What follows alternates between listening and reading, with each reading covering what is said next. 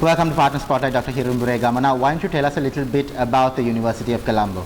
Yeah, Colombo University is the oldest university in maybe in South Asia, and we have at the moment we have about 50,000 students, including postgraduates and those who are following diplomas, certificates, spread all over the country. For example, our latest institute is now situated at Hambantota. We started maybe 12 years ago nearly. Then we have campus at Horana Sri Pali. All the fine arts activities are being done there, and other faculties, we have 7 faculties, 7 institutes, and our computer school is one of the prominent one in this country. So University of Colombo, I don't have to say, is very oldest, and we have the oldest buildings in the country. We are housed in, for example, one building constructed in 1835. Recently, this building was fully repaired by the Sri Lankan Army. Now tell us a little bit about yourself and your path to becoming the Vice Chancellor of the University of Colombo. I was educated from Richmond College, Galle, from the very beginning, then entered Peradeniya University in 1973. I continued to do my postgraduate up to PhD there. I got my PhD from Peradeniya University, the first PhD from the botany department. But part of the work was done in Austria, Vienna, Atomic Energy Agency. So after that, I joined. I joined Colombo University. Before that, I was at Atomic Energy Agency for a few months. Later, I got married, and we went to Belgium.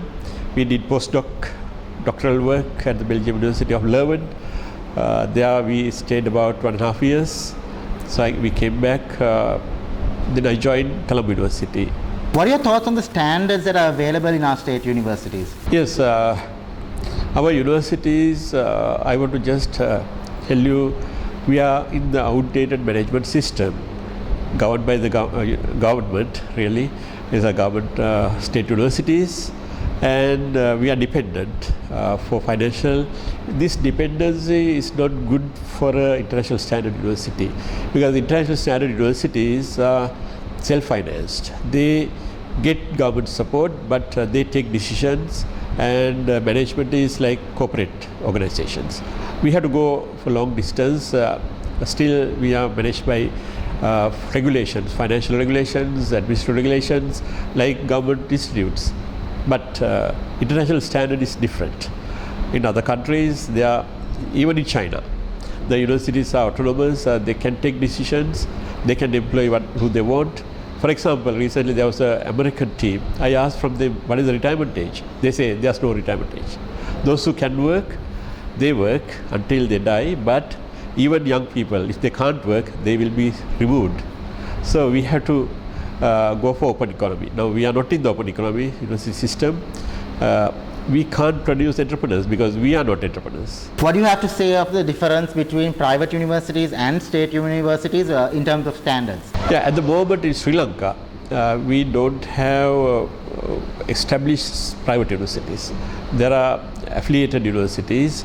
I don't want to compare with our state universities, because I just want to say state universities, especially I can talk about Colombo University, we maintain our standards at a very high international standard. Our scientists are working in international recognized laboratories. We have teamwork, USA, UK, even in Japan, all are trained. I would tell you this, most of the teachers have been trained in developed countries. They have the working ability and capacity to work as international standard universities, people, scientists. So what accolades have been won or achieved by students of the University of Colombo? So I just want to take one example. Recently held SEMA, this international competition, business proposals prepared by our students and presented. They become world champions. These are world champions. 2 of them are from the one leader is from the management faculty, other person is from the science faculty, 2 are from the University School of Computing. So they are, even those who are not doing management, they are very good in management. Dr. Hirimburegama, to compete internationally, what more does, what more does the University of Colombo need? Yeah, it's a very difficult question to answer, because If you take all the international standard top universities, they have the academic freedom with responsibility. Now in our country we talk about freedom, human rights, but we don't talk about responsibilities. Now responsibility should be respected. So if we change our attitudes to be more responsible, then we will achieve our targets and rights will be achieved. Now the present situation is we talk about rights, we don't talk about responsibilities. This attitude change, and finally we have to be competitive.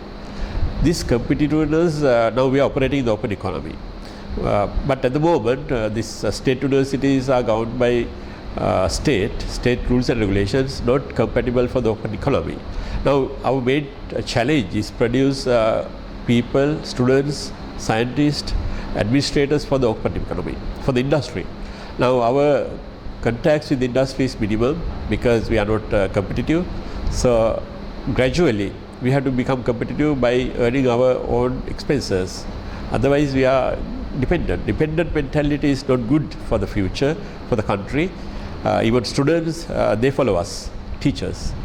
So if teachers don't provide an example, how can we expect that quality from students? We just tell them to become entrepreneurs. We don't teach, we cheat them. On the education sector on the whole, how is Sri Lanka faring? I want to frankly tell we are doing very well because this free education, or a lot of people have got opportunities. There are some things we have to correct. Number one is dependent mentality. So if organizations are dependent on someone, then students also get the same feeling. They ask for rights, not responsibilities. So I want to take one example. Earlier the best schools in the country, like we'll take Anand and Nalanda from Gol, Mahinda, Richmond, all are private. All these were private schools. When they were private schools, they got this name, they developed to the highest level. So now under government control, these decision making ability is not with the school. Now we have to give the ability to the school, but government should support financially.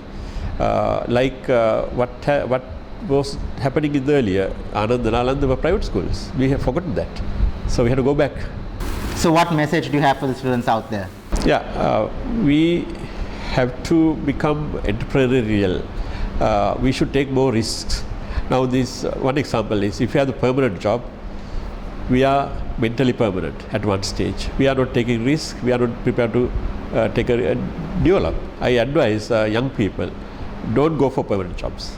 Go for competitive jobs and always change jobs and develop yourself, become competitive. If you think permanent, you think about the retirement.